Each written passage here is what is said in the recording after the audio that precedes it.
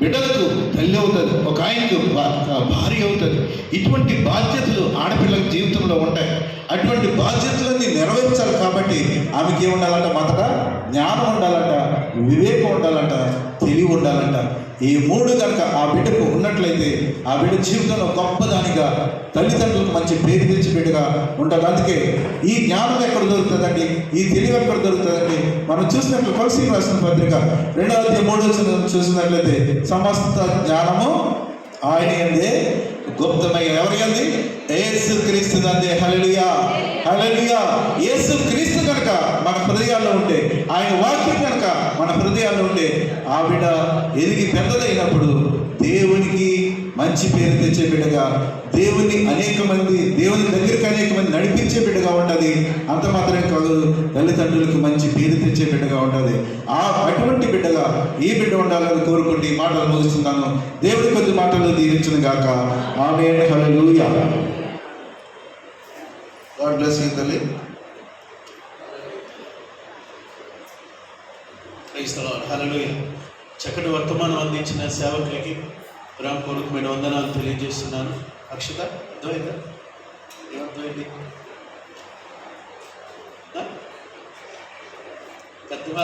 పెద్దవాళ్ళకి గౌరవించాలి, తల్లిదండ్రులకు గౌరవించాలి. ఆ రెండు గౌరవాలు నీకు అంటే నీలో ఉండాలి అంటే దేవుని వాక్యం చదవాలి. ఈ వాక్యమే మనల్ని దారి చూపిస్తుంది. ఈ వాక్యమే మన పాపాన్ని జయించే శక్తిని ఇస్తుంది. ఇది పరిశుద్ధ గ్రంథం. ఈ పరిశుద్ధ గ్రంథము పరిశుద్ధ దేవుడు ఇచ్చినది. ఈ వాక్యాలు ప్రతి దినము ధ్యానించాలి. అందుకే 119వ కీర్తన 9వ వచనంలో, ఎవరుడు దేని చేత మన నడతను శుద్ధిపరచుకున్నారు? నీ వాక్యమును బట్టి దాన్ని జాగ్రత్తగా చూచుకుంటూ చేతనే కదా అంటాడు. 11వ వచనంలోకి వచ్చేసరికి, నీ ఎదుటి నేను పాపము చేయకుండానట్లు నీ వాక్యము నా హృదయంలో ఉంచుకుంటు. అంటే యవ్వనం అనేది చాలా ప్రాముఖ్యమైనది. అలాగనే యవ్వన కాలం వచ్చేటప్పటికి మన ఆలోచనలు, మన తలంపులు అన్నీ చేంజ్ అవుతుంటాయి. హార్మోనిక్ చేంజింగ్ వస్తుంది. వాటిని మనం కంట్రోల్లో ఉంచాలంటే మానవుని శక్తి సరిపోదు. మానవులుగా మనం అనుకుంటాం, నేను కరెక్ట్గా ఉన్నాను కదా, నా ఆలోచనలు కరెక్ట్గా ఉన్నాయి కదా, ఐ నో ఎవ్రీథింగ్ అని అనుకుంటాం. అర్థమవుతుందా? కానీ మనకి మనం కంట్రోల్లో ఉంచుకోలేము. కంట్రోల్ అనేది ఉండాలి అంటే దేవుని యొక్క వాక్యం, ఈ పరిశుద్ధ దేవుని యొక్క వాక్యం ప్రతిరోజు ధ్యానం చేయాలి. ఎక్కడికి మనం చర్చికి వెళ్ళినా దైవజనులు ఏది చెప్తున్నారో అది వినాలి, చక్కగా రాసుకోవాలి. రాసుకున్న తర్వాత దాన్ని ధ్యానం చేయాలి. ప్రతిరోజు ఏం చేయాలి? బైబిల్ చదవాలి. అందుకే 3వ అధ్యాయము, నా కుమారుడా నా మాటలు నీ హృదయంలో ఉంచుకో. నా మాటలు, దేవుని మాటలు మన హృదయాల్లో ఉంచుకోవాలి. నీ వాక్యం అంటే జ్ఞానం అనేది దేవుని యొక్క మాటల్లో ఉంది. మీలో ఎవరికైనా జ్ఞానం పొందుకుంటే దేవుడిని అడగమన్నారు కనుక నీ కాన్సన్ట్రేషన్ ప్రతిదీ దేవుని వైపు ఉండాలి. నీ చదువు మీద ఉండాలి. అలాగే తల్లిదండ్రుల మీద నీ కాన్సన్ట్రేషన్ ఉండాలి. నువ్వు పెద్దదాని మమ్మీ ఏదైనా చెప్పారనుకో, అమ్మా నువ్వు చిన్నదానిలాగా అప్పట్లాగానే నువ్వు ఉండకూడదమ్మా, నువ్వు ఇప్పుడు ప్లే చేసుకోవాలని ఆడాలన్నా ఏమైనా ఒక కంట్రోల్ ఉంటుంది అంటే, మమ్మీ అయినా ఎవరిథింగ్ అనకూడదు. నాకు తెలుసులే అనకూడదు. వాళ్ళు ఏం చెప్తున్నారో మనం వినాలి. విని వాటి ప్రకారం జీవించాలి. అన్నిటికంటే ప్రాధాన్యంగా దేవుని మాటలు చదవాలి, దేవుని మాటలు వినాలి, దేవుని మాటలు ధ్యానం చేయాలి. అలా ధ్యానం చేసినట్లయితే చెప్పచ్చా? Right, God bless you. దేవుని మాటలు విన్నట్లయితే దేవుని నిశ్చయంగా మనల్ని దీవించి ఆస్వాదిస్తాడు, ఉన్నత స్థలాలను నిలబెడతాడు. దావీదు చిన్నప్పుడే తన హృదయాన్ని దేవుడికి ఇచ్చాడు. మరి దేనికి మరి? యోసేపు తన హృదయాన్ని దేవునికి ఇచ్చాడు. పాపాన్ని అసహించుకున్నాడు. పాపము కోరిని తన చేతికి వచ్చిన నా దేవుడు నన్ను చూస్తున్నాడు అన్నాడు. ఎవరు చూస్తున్నాడు? మన దేవుడు చూసే దేవుడు, మన దేవుడు మాట్లాడే దేవుడు, మన దేవుడు వినే దేవుడు. ఈ మూడు మన హృదయాలు ఉండాలి. దయచేసి క్రీస్తునందు ప్రియ సహోదరి సహోదరులారా, మరి ఈ ఫంక్షన్కి వచ్చిన వీడిలో కూడా ఈ మూడు విషయాలు మన హృదయంలో ఉండాలి. ఏంటి? మన దేవుడు చూసే దేవుడు, మన దేవుడు మాట్లాడే దేవుడు, మన దేవుడు వినే దేవుడు అని ఎవరైతే భయభక్తులతో ఉంటారో వారు దేవుని మార్గంలో ఉంటారు. అలా కాకుండా ఏముందిలే అందరూ ఉంటున్నారు కదా, ఇప్పుడు స్కూల్స్లో కానీ స్నేహితులు ఉంటారు. అయితే సామెతలు మొదటి కొరింథీయులకు రాసిన పత్రిక 15:33లో దుష్ట సాంగత్యం మంచి నడవడికని ఏం చేస్తుందంట చెలుపుతారు. ఎవరితో సాంగత్యం చేయాలి, ఏ విధంగా ఉండాలో, ఏ విధంగా జీవించాలో మనం ఈ పరిశుద్ధ గ్రంథంలో వ్రాయబడం. ఈ మైక్ ఉంది కదా, నేను మాట్లాడుతున్న మైక్, ఈ మైక్ ఏ విధంగా ఉపయోగించాలో దీనికి ఒక మాన్యువల్ ఉంటుంది. ఇక్కడున్న లైట్లకి మాన్యువల్ ఉంటుంది. అలాగే మానవ జీవితం కరెక్ట్ పద్ధతులు, విలువైన పద్ధతులు, నలుగురు మెచ్చే పద్ధతులు ఉండాలంటే ఇది మాన్యువల్, పరిశుద్ధ గ్రంథం. దీన్ని చదవాలి, వాక్యం ధ్యానం చేయాలి. అందుకే తిమోతికి రాసిన పత్రిక మొదటి పత్రికలో ఉంటుంది. తిమోతి ఒకసారి చదువుతారా? తిమోతికి రాసిన మొదటి పత్రిక. నాకు టైం ఉంది కాబట్టి నేను చెప్తున్నాను, వారు 10 నిమిషాలు వాక్యం చెప్పమన్నారు. ఓకే, తిమోతికి రాసిన మొదటి పత్రిక 4వ అధ్యాయం 11-12 వచనాలు. ఎవరో ఒకరు వాక్య ధ్యానం చేయవలసిందిగా ఈ సంగతులు ఆజ్ఞాపించి బోధించుము. నీ యవ్వనమును బట్టి చూడండి, అక్కడ అంటాడు తిమోతితో, పౌలు గారు అంటారు, నీ యవ్వనమును బట్టి ఎవడునూ నిన్ను తృణీకరింపనీయకము కానీ మాటలోను ప్రవర్తనలోను ప్రేమలోను విశ్వాసములోను పవిత్రతలోను ఎలా ఉండాలంటే విశ్వాసులకు మాదిరిగా నువ్వు ఉండాలి. మొదటిది ఎలా ఉండాలంటే, తిమోతి నువ్వు ఇప్పుడు పెద్దవాడిని కానీ ప్రసంగికుడు అయ్యావని, బోధించగలిగిన శక్తి నీకుందని, నువ్వు దేవుని గర్వాంధుడు వెళ్ళకు. నువ్వు ఎలా ఉండాలంటే తిమోతి, నీ యవ్వనమును బట్టి ఎవరును నిన్ను తృణీకరింపనీయకము. ఆమేన్, హల్లెలూయా. అంటే మన యవ్వనాన్ని బట్టి ఎవరు కూడా ఏమనకూడదంట, తృణీకరించకూడదు. వీడేంటి ఇలా ప్రవర్తిస్తున్నాడు, వీడి మాటలేంటి ఇలా ఉన్నాయి, నోటి మాట కరెక్ట్గా ఉండాలి, మన చూపులు కరెక్ట్గా ఉండాలి, మన ఆలోచన విధానం కరెక్ట్గా ఉండాలి. అందుకే తిమోతికి రాసిన 2వ పత్రిక 2వ అధ్యాయం 22వ వచనంలో మీరు చూసినట్లయితే అక్కడ కూడా అపొస్తలుడైన పౌలు గారు తిమోతిని గద్దిస్తూ మాట్లాడుతూ ఉంటారు. తిమోతికి రాసిన 2వ పత్రిక 2వ అధ్యాయము 22వ వచనాన్ని చదవండి ఎవరో ఒకరు. నీ యవ్వనేచ్ఛల నుండి పారిపోము, పవిత్ర హృదయుడివై ప్రభువునకు ప్రార్థన చేయవారితో కూడా నీతిని విశ్వాసమును ప్రేమను సమాధానమును. ఆమేన్, హల్లెలూయా. తీతుకు రాసిన పత్రిక 2వ అధ్యాయం 7వ వచనంలో కూడా నీ మాట ప్రవర్తన అన్నీ కూడా సరిచేయబడాలి, నీ ప్రవర్తన సరిగ్గా ఉండాలి. మొదట ఏం చెప్పాడు, నీ యవ్వనమును బట్టి ఎవరినూ నిన్ను తృణీకరింపకము. రెండో మాట ఏంటి, మాట. నీ మాటలు ఎలా ఉండాలి, గర్వపు మాటలు మాట్లాడకూడదు, చాలా స్పష్టంగా దేవుని యందు లోబడే వారికి ఉండాలి. సమీలకు రాసిన మొదటి పత్రిక 2వ అధ్యాయం 3వ వచనంలో, సామెతల గ్రంథం 4వ అధ్యాయం 24వ వచనంలో, అలాగే సామెతల గ్రంథం 17:20 వచనంలో, సామెతల గ్రంథం 8వ అధ్యాయం 3వ వచనంలో మన మాటలు ఎలా ఉండాలో దేవుని వాక్యంలో చక్కగా ఉన్నాయి. మన మాట కరెక్ట్గా ఉండాలి. మన మాటలు కరెక్ట్గా ఉండాలంటే ఏం చేయాలి, దేవుని వాక్యం చదవాలి.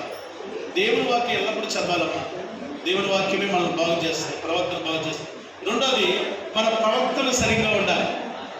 స్కూల్కి వెళ్తున్నప్పుడు, కాలేజీకి వెళ్తున్నప్పుడు, వస్తున్నప్పుడు మన ప్రవర్తన అనేది చాలా నీట్గా ఉండాలి. ఎందుకంటే మనం జీవము గల దేవుని పిల్లలు.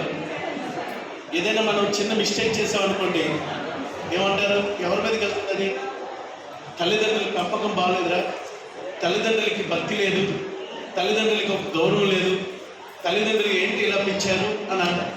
నీ ప్రవర్తన బాగుందనుకోండి, ఏమంటారు, మీ చుట్టాలు కానీ మీ బంధువులు చూసినప్పుడు, ఎవరి కుమార్తె, మన తమ్ముడు కుమార్తె చాలా మంచిదైనా ఇస్తే తన హృదయాన్ని యవ్వన కాలంలో ఉంది, తనకి లోబడే మనసు ఉంది. అలాగే యెఫ్తా కుమార్తె ఉంటుంది, న్యాయాధిపతులు 11వ అధ్యాయం.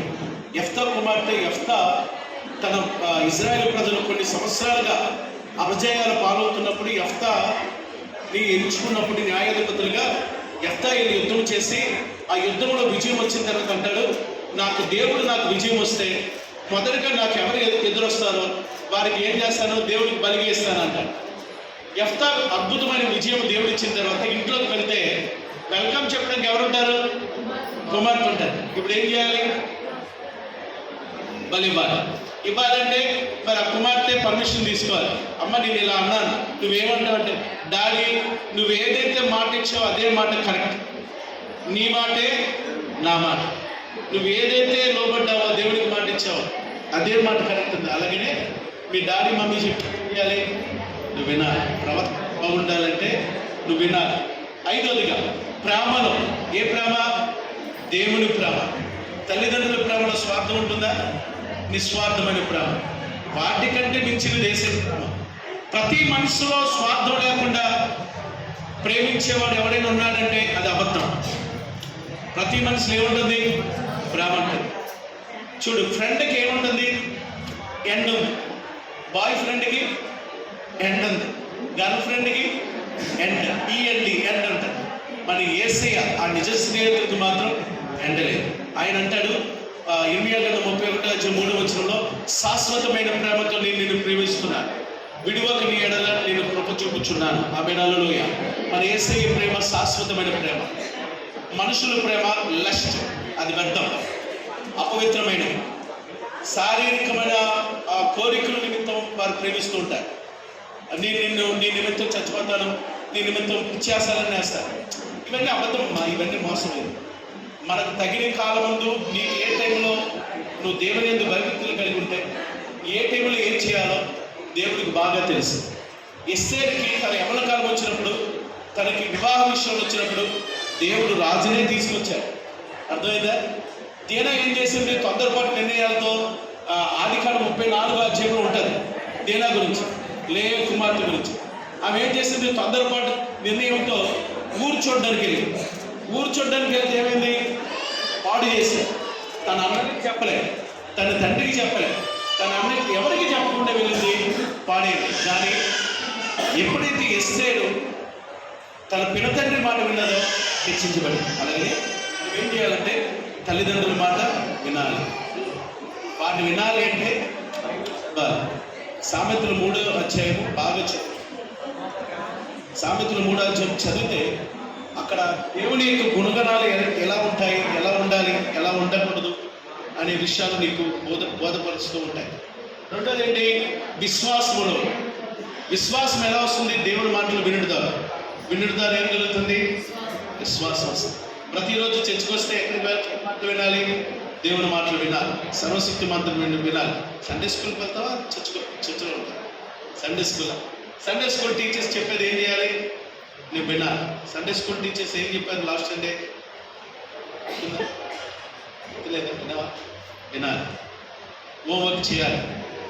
మరి పాస్టర్ గారు కూడా, స్టీఫెన్ పాల్ గారు సండే స్కూల్ టీచర్స్ అనే కాకుండా ఒక క్లాసెస్ వైజ్గా బుక్స్ అనేది ఏర్పాటు చేశారు కదా, తీసుకున్నాం. అది చదవాలి. ఆ చదివితేనే జ్ఞానం అనేది దేవుడు అనుగ్రహిస్తాడు. కనుక క్రీస్తునందు ప్రియ సహోదరులుగా అక్షత, నువ్వు ఈ రోజు నుండి దేవుని యందు భయభక్తులు కలిగే కుమార్తె ఉండాలి, దేవునిలో ఉండాలి. ఆ దేవుని నిన్ను దీవించి ఆస్వాదిస్తాడు. ఏ సమయానికి ఏది కావాలో అన్ని ఆయన ఇస్తాడు. మనుషులుగా మనం ఎంచుకుంటే అభిప్రాయాన్ని వాటిని ఎంచుకుంటాం. దేవుడు ఇచ్చాడు ఎలా ఇస్తాడు? శ్రేష్టమైనది ఇస్తాడు, అద్భుతమైనది ఇస్తాడు. కనుక తొందరపడుకో ఆలోచనలు కానీ తలంపులు కానీ లేకుండా చక్కగా ఉండు. దేవుడిని నిన్ను దీవించి ఆస్వాదించిన ప్రార్థన చేసుకుందాం. సర్వోన్నతుడ, మహాగరుడ, మహోన్నతుడ, మహామహిమతో నిండిన మా తండ్రి, నీకే స్తోత్రం. అక్షత పట్ల నువ్వు చూపించిన ప్రేమను బట్టి, దయను బట్టి, నీ కనుకినాన్ని బట్టి నీ కృతజ్ఞతాస్తుతులను చెల్లిస్తున్నా. ఆ కుమార్తె దేవుని దయందును మనుషుల దయందును నీ దయలో ఎదిగే కుమార్తె ఉండడానికి నీ కృప దయించేది నాయన. ఆయన అపొస్తలుడైన పౌలు గారు కొరింథీ సంఘానికి రాస్తూ చిన్నవాడిని అయినప్పుడు చిన్నవాడి వల్లే తలంచాను, ఇప్పుడు పెద్దవాడిని అయ్యాను, నా ఆలోచనలు మార్పు దయచేయమని కొరింథీ సంఘానికి రాసినప్పుడు అక్షత విషయంలో కూడా తన ఆలోచనలు, తన తలంపులన్నీ కూడా నీ యందు భయభక్తులు కలిగే తలంపులుగా ఉండడానికి నీ కృప దయచేయి. బైబిల్లో అద్భుతమైన స్త్రీల గురించి మేము చదివినామయ్యా. రిబ్కా తన అందగత్త అయినప్పటికీ కూడా తల్లిదండ్రులకు లోబడి కష్టపడే వ్యక్తిగా ఉన్నప్పుడు తనకు అవసరతలను తీర్చి ఇష్షాకునిచ్చి వివాహం చేసిన గొప్ప దేవుడు. అలాగే నేను తండ్రి ఎస్తేరు విషయంలో కూడా అద్భుత కార్యములు చేసిన గొప్ప దేవుడు. అలాగే ఈ కుమార్తె విషయం కూడా దేవుని దయను తన చదువు పట్ల, తన భవిష్యత్తు పట్ల ఒక నూతనమైన కార్యములు ఆ కుమార్తెని జరిగించి దీవించి ఆస్వాదించి తన భవిష్యత్తును కూడా దీవించి మేలులతో నింపి నడిపించండి. కీడు నుండి, అపాయం నుండి, శోధనల చేతుల నుండి, దుష్ట మనసు కలిగిన వారి చేతుల నుండి, దుష్టుల చేతుల నుండి, విషమ చూపు చూసే వారి చేతుల నుండి తప్పించి ఈ కుమార్తెను మీరే కాపాడి రక్షించి బలపరిచి స్థిరపరచండి. తల్లిదండ్రులకి పేరు తెచ్చే కుమార్తెగా, అలాగే తన భవిష్యత్తు విషయంలో ఉన్నతమైన కార్యములు జరిగితే కుమార్తె ఉండడానికి కృప దయచేయమని యేసుక్రీస్తు నామములో ప్రార్థించి వేడుకొనుచున్నాం మా పరమ తండ్రి. హల్లెలూయా. దేవుని స్తోత్రం. హల్లెలూయా. దగ్గరగా చేద్దాం. హల్లెలూయా. చక్కనైనటువంటి మాటలు యవన